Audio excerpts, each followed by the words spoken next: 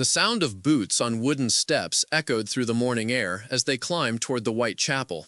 Sergeant James Miller adjusted his rifle strap, watching the German prisoners file past him in two orderly lines. Their faces, once hard with defiance, now carried something different: uncertainty, perhaps even curiosity. It was Sunday, December 10th, 1943, and for the first time since the establishment of Camp Sheridan in southern Illinois, German prisoners of war would attend church services alongside their American guards. The idea had come from Chaplain Robert Hoffman, who had quietly suggested that Christmas approaching might offer an opportunity for something beyond the rigid separation that defined their days. Miller had scoffed when he first heard the proposal. These men had fired artillery at American positions in North Africa, had dropped bombs on Allied ships. Now they would sing hymns beside the very men who had captured them? The chapel door stood open, golden light spilling onto the steps. Inside, wooden pews gleamed in the winter sunlight streaming through simple stained glass. The prisoners hesitated at the threshold, their breath forming small clouds in the December chill. Behind them, more guards watched, hands resting near their sidearms, expressions guarded but not hostile. Captain Werner Braun, a former Luftwaffe officer who had been shot down over Tunisia, was the first prisoner to step inside. The floorboards creaked beneath his boots, the sound amplified in the hushed space. American soldiers already seated turned to watch, their faces a mixture of curiosity and suspicion. For a moment, the two groups simply observed each other across the narrow aisle.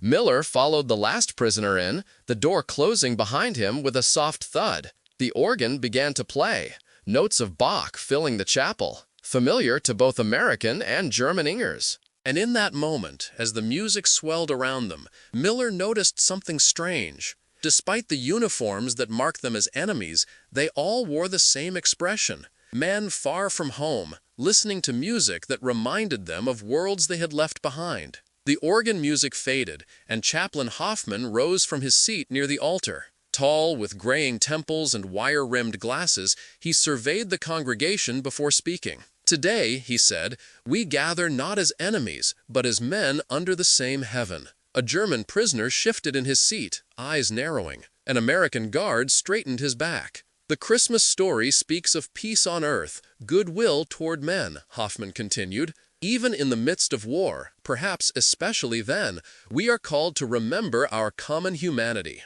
The translator, a young German-American private named Schultz, whispered the words in German, his voice a soft undercurrent beneath the chaplain's steady baritone. Miller watched the prisoners' faces as the translation reached them.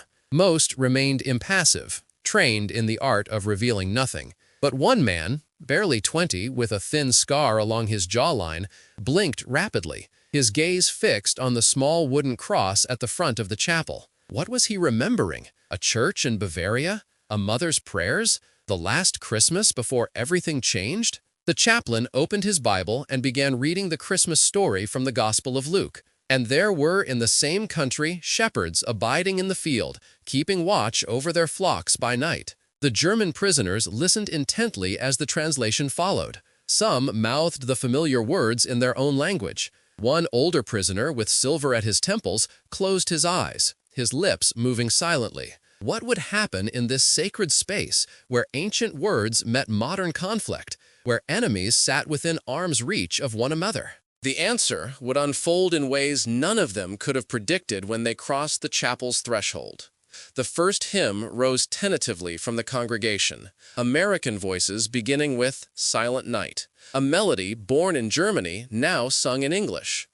The organist played softly, filling the chapel with familiar chords. Then, on the second verse, something unexpected happened. A deep, baritone voice began singing in German, Stille Nacht, Heilige Nacht, followed by another, then another, until two choruses intertwined.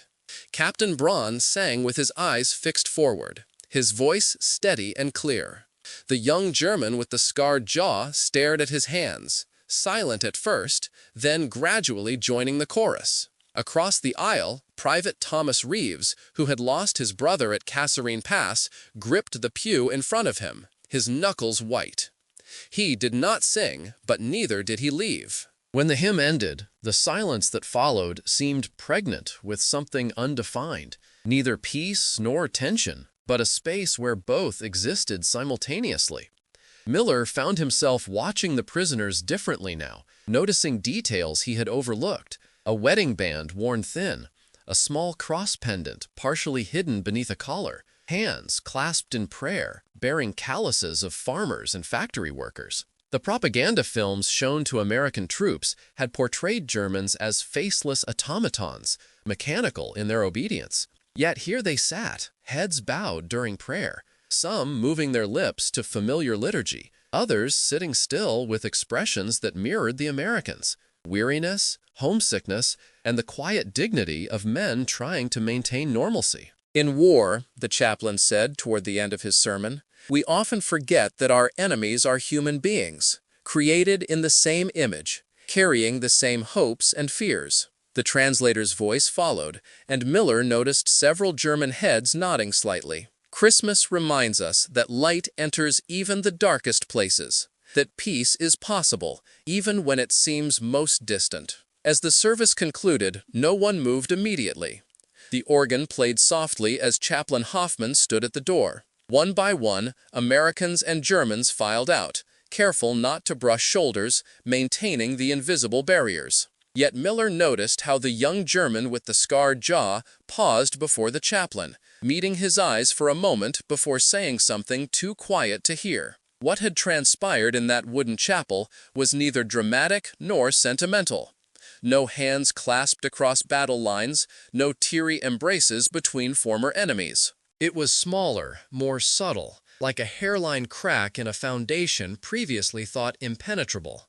And as the last notes of the organ faded into silence, Miller wondered if anyone else felt it too, the strange sense that something had shifted. Walking back toward the compound, the December wind cutting across the open fields surrounding Camp Sheridan, Miller observed the German prisoners marching in formation, their breaths visible in the cold air. Captain Braun walked at the front, his posture military precise despite captivity. Behind him, the young soldier with the scarred jaw, Miller had learned his name was Stefan Mueller, kept his eyes on the ground, seemingly lost in thought. Yet something had changed. Miller couldn't name it precisely, but he felt it in the quality of the silence between them. It wasn't the tense, hostile silence of previous weeks, but something more complex, thoughtful, perhaps even contemplative. The normal catcalls and muttered insults that sometimes passed between guards and prisoners were absent. Back at the compound, the prisoners filed through the gate, returning to their barracks. Miller watched Captain Braun pause to speak quietly to several other German officers. Their faces remained impassive, but they listened intently, occasionally glancing toward the Americans. "Never thought I'd see the day," said Private Jenkins, lighting a cigarette beside him. "Singing Christmas carols with the same fellas who were shooting at us last year." Miller nodded, his eyes still on the Germans. "Strange times." "My brother's still fighting them over there," Jenkins continued, exhaling smoke that mingled with his frosted breath. "Don't know what he'd think about this." "Not sure what I think about it myself," Miller admitted. Across the compound, Stefan Mueller sat alone on the steps of his barracks, staring at the chapel still visible in the distance. His fingers worked mechanically, folding and refolding a small piece of paper, a letter from home perhaps, or a photograph worn from handling. His isolation seemed deeper than mere physical separation. Later that evening, as dusk settled over the camp, Miller overheard two German prisoners talking quietly as they carried kitchen waste toward the disposal area. Their German was slow enough that Miller, with his high school language classes, could follow parts of it. "Sentimental nonsense," the older one was saying. "They think a few hymns will make us forget why we're here." "The chaplain seemed sincere," the younger replied. "Sincerity is cheap. We remain enemies, regardless of how many carols we sing." "Yet you sang too, Hans. I heard you." The older man fell silent, his face tightening. Then, almost too quietly to hear, "It reminded me of home, nothing more." Miller pretended not to listen, maintaining his position by the fence. But the exchange stayed with him as he completed his rounds, the complex emotions at play beneath the surface of captivity. The shared service had disrupted something fundamental, the clean separation between us and them that made war comprehensible. What would emerge from this tentative bridge built across enemy lines? The question lingered in the cold night air as lights in the barracks dimmed one by one, leaving only the searchlights sweeping across the compound, their beams cutting through darkness like silent sentinels. Chaplain Hoffman sat in his small office adjacent to the chapel, writing notes for next Sunday's sermon. A knock at the door interrupted his thoughts. Captain Warren Lewis, the camp commander, stood in the doorway, his face unreadable. "Your service today has caused quite a stir, Chaplain," Lewis said, accepting the offered chair with a nod. "I hope in a positive way, sir." Lewis removed his cap, turning it in his hands. "Reports are mixed. Some guards found it, how shall I put this, inappropriate to worship alongside men who were trying to kill them a few months ago." "And others?" Hoffman asked. "Others say it was the most peaceful the compound has been since we opened," Lewis admitted. "Less tension, fewer incidents. Even the mess hall was quieter tonight." Hoffman nodded, waiting for the captain to continue. "One German approached his guard after the service, asked if he could write to the family of an American pilot he shot down, to tell them their son died quickly, without suffering." Lewis shook his head. "What am I supposed to do with that?" "What did you do?" "Denied it, of course. Regulations don't permit that kind of contact." Lewis sighed. "But it's the first time any of them has shown concern for our casualties."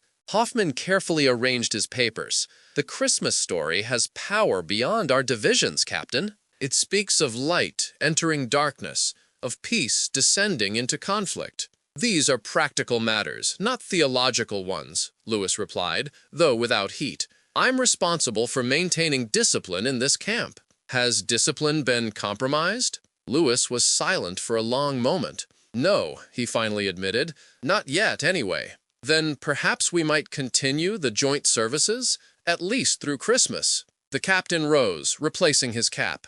"I'll allow it, Chaplain, but I'll be watching closely. The first sign of trouble, and we return to separate services." As Lewis left, Hoffman turned to the window. Outside, snow had begun to fall, dusting the compound with white, softening the harsh angles of barbed wire and guard towers. Somewhere in the barracks, voices rose in song, a German folk tune, gentle and melancholy. It drifted through the compound, carrying memories of distant homes and families separated by oceans and battlefields. What transformation was occurring in those barracks tonight? What quiet conversations between prisoners who had witnessed something unexpected? Hoffman couldn't know, but he believed in the power of small beginnings, of hairline cracks that might eventually widen into doorways through which understanding could someday pass. The snowfall grew heavier, blanketing the camp in silence, as if nature itself were granting a temporary truce to this small corner of a world at war. The second Sunday service drew a larger crowd than the first. Word had spread through the camp, curiosity drawing men from both sides of the fence. Even Private Reeves, who had gripped the pew in anger the previous week, returned, though he sat further back. The Germans entered in formation, as before, but Miller noticed subtle differences, less rigidity in their posture, eyes that glanced around the chapel with something approaching familiarity. Captain Braun nodded slightly to Chaplain Hoffman as he entered, a small gesture that nonetheless caught Miller's attention. Stefan Mueller walked behind him, his face less drawn than before, though still bearing the weight of something Miller couldn't name. New guards stood at attention, skepticism clear in their expressions. They had volunteered for duty to witness this strange experiment for themselves. The service began with a hymn, "O Come All Ye Faithful," and this time the German voices joined from the first verse, their accented English blending with the Americans. The chaplain spoke about the light shining in darkness, words from the Gospel of John translated into German by Private Schultz, who seemed more confident now in his role as bridge between worlds. During the scripture reading, Miller noticed Stefan Mueller leaning forward, lips moving silently with the words, as if reciting from memory. Beside him, an older German with a professor's bearing nodded at passages, his eyes closing occasionally in what appeared to be recognition or agreement. These men knew these texts, had heard them since childhood in churches not so different from this one. After the sermon, during a moment of silent prayer, Miller heard a sound he couldn't immediately identify. Soft at first, then growing louder. A man was weeping, the sound muffled as though he were trying to contain it.